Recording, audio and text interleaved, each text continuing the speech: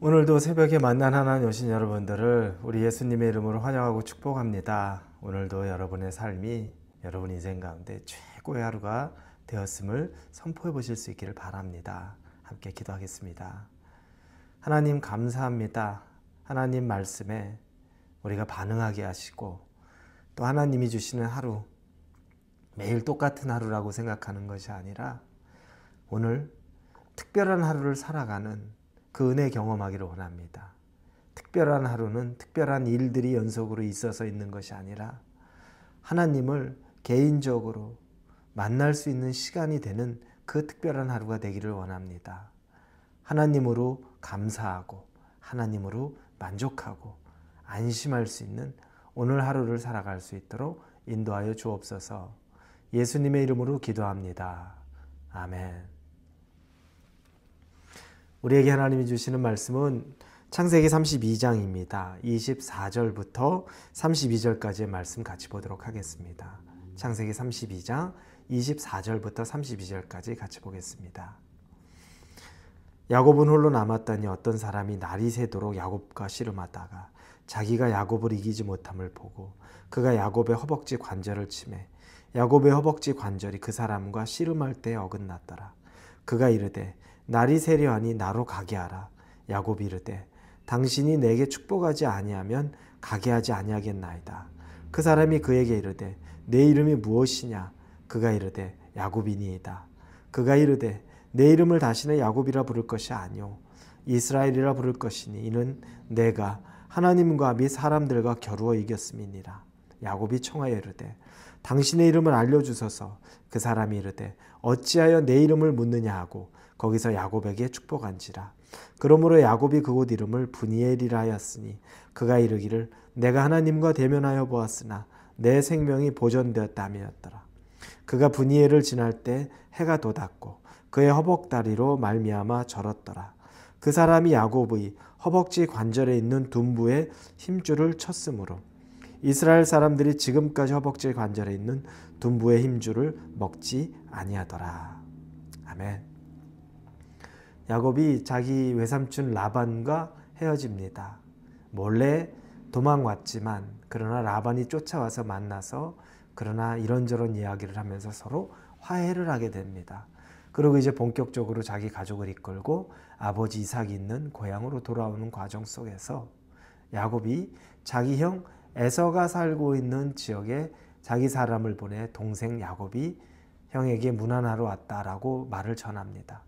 그랬더니 난데없이 자기 야곱의 종이 말하기를 에서가 400명이나 되는 사람을 끌고 이리로 오고 있습니다라는 소식을 듣고 혼비백산하죠. 아, 형이 아직 나를 용서하지 못했구나. 그래서 야곱이 짐승을 두 떼로 나눕니다. 왜냐하면 한 떼가 죽더라도 다른 한 떼는 살아날 방법이 있지 않을까. 그리고 기도도 하고 그리고 형을 위한 재물도 준비해 놓습니다. 그리고 가족들을 먼저 앞서 보내놓고 이제 야복나루에 야곱이 홀로 밤을 지새게 되는 장면입니다. 지금까지 야곱이 평생 씨름하며 살아왔던 것이 있습니다. 자기의 이름에 걸맞게 발 뒤꿈치를 붙잡고 또 형을 속이고 아버지를 속이고 그리고 지지 않으려고 외삼촌 라반의 집에서도 자기만의 방법으로 생존해 오느라 평생을 그렇게 살아왔던 야곱입니다. 그런데 지금은 인생의 가장 위험한 순간에 있습니다. 젊었을 때는 가진 것이 없었는데 이제는 가족들과 가진 것도 많습니다. 이제 가족이 잘못되거나 그러면 돌이킬 수 있는 방법조차 없는 상황이 된 겁니다. 그때 야곱이 기도를 시작합니다. 기도를 하는데 이 기도는 사람과 하고 있는 씨름 그 정도 수준이 아닙니다. 하나님과 하나님의 천사 씨름하고 있는 장면을 보여주고 있습니다. 그리고 그 천사를 붙잡고 놔주지를 않습니다. 야곱이 죽기 살기로 덤비는 겁니다. 지금까지 그는 인생을 죽기 살기로 덤비며 살아왔는데 지금은 그것과는 다르게 더 물러설 것이 없던 것입니다. 더 이상 야곱이 물러설 곳이 없습니다. 그래서 야곱이 그 사람을 그냥 떠나보내면 안 될 것 같다는 것을 직감적으로 압니다. 날 축복하지 않고는 떠나지 못합니다. 그때 그 사람이 묻습니다. 천사죠. 네 이름이 무엇이냐? 이 질문은 예전에도 나왔습니다. 자기 아버지 이삭이 내 아들아 네가 누구냐라고 이렇게 물었습니다. 그때는 형을 속이고 형 에서를 속이고 형 에서가 짐승을 잡으러 간 틈에 자기가 음식을 만들어서 에서인 척하러 아버지 방에 들어갔을 때였죠. 그때 야곱이 말했습니다. 나는 아버지의 맏아들 에서로소이다 라고 대답하는 게 27장 19절에 나옵니다. 네 이름이 뭐냐라고 물으면 야곱이라고 말해야 되는데 당신의 맏아들 에서로소이다 라고 거짓을 말합니다. 그런데 지금 하나님의 천사가 야곱에게 묻죠. 네 이름이 무엇이냐? 이제 하나님이 야곱에게 자기 인생을 직면하게 만드는 순간이 온 겁니다. 너 이름 뭐야? 그때 저는 야곱입니다 라고 고백합니다. 저는 발 뒤꿈치를 붙잡고 살았던 사람입니다. 과거에도 그렇고 지금까지도 그렇게 살아온 그 야곱입니다. 저는 더 이상 피할 것도 없고 숨을 것도 없고 거짓말할 것도 없습니다. 제가 당신을 붙잡는 건 바로 그렇기 때문입니다. 라고 야곱이 고백함과 같은 것이죠. 자기의 이름을 저는 야곱이라고 말했던 것, 바로 그것이 의미가 있는 겁니다. 그런데 이번에는 야곱이 제대로 붙잡았습니다. 저를 도와주십시오라고 말하는 것과 똑같습니다. 그러자 그가 이스라엘이라는 이름으로 바꾸어 줍니다. 너는 더 이상 야곱이 아니라 이스라엘이라 이름을 부를 것이다. 하나님과 겨루어 싸워 이겼다. 여러분, 야곱이 어떻게 하나님과 겨루어 싸워 이기겠습니까? 제 자녀가 어렸을 때, 아주 어린아이 때입니다. 운동에는 승부욕이 강하니까 저랑 팔심을 한다든지 운동 경기를 한다 그러면 이를 악물고 뜁니다. 그리고 어떨 때는 막 혼자 눈을 감고 기도하는 것처럼 하면서 이기겠다고 막 그럽니다. 그러면 제가 충분히 이기죠. 제가 이기고도 남습니다. 그런데 일부러 져줍니다. 팔씨름을 하면 힘이 없는 척하고 축구로 드리블을 하면 일부러 빼앗긴 척합니다. 그러면 그렇게 좋아합니다. 일부러 져줘요. 이길 수 있음에도 불구하고.